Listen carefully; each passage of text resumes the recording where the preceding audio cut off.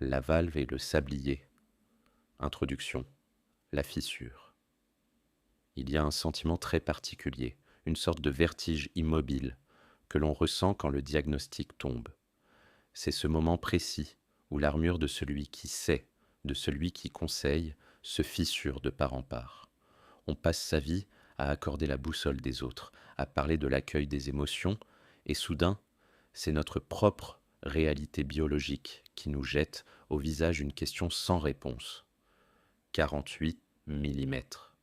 Ce n'est pas juste un chiffre sur un compte-rendu médical de mon examen cardiologique. C'est la mesure exacte de ma fragilité.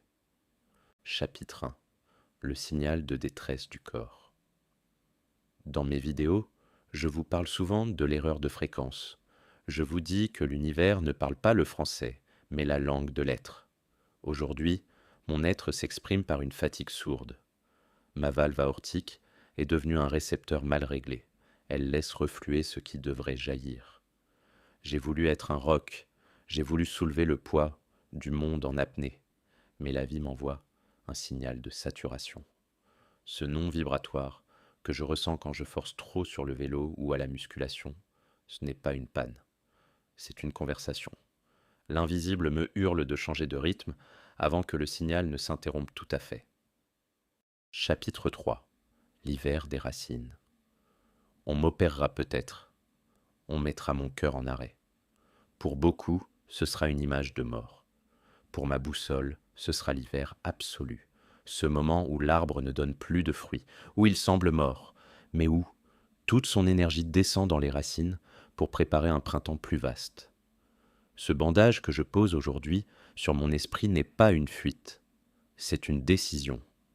La décision d'arrêter de hurler pour enfin écouter ce que cette épreuve veut sculpter en moi.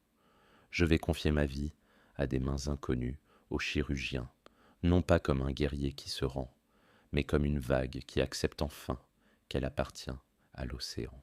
Conclusion. La réponse est une présence. Je serai seul au mois de mai à affronter cet univers qui, malgré la technologie avancée, mon souffle sera de plus en plus court pour ne pas étouffer ma panique. Mais je ne chercherai plus de signes microscopiques ou de plumes blanches. La réponse ne sera pas une phrase.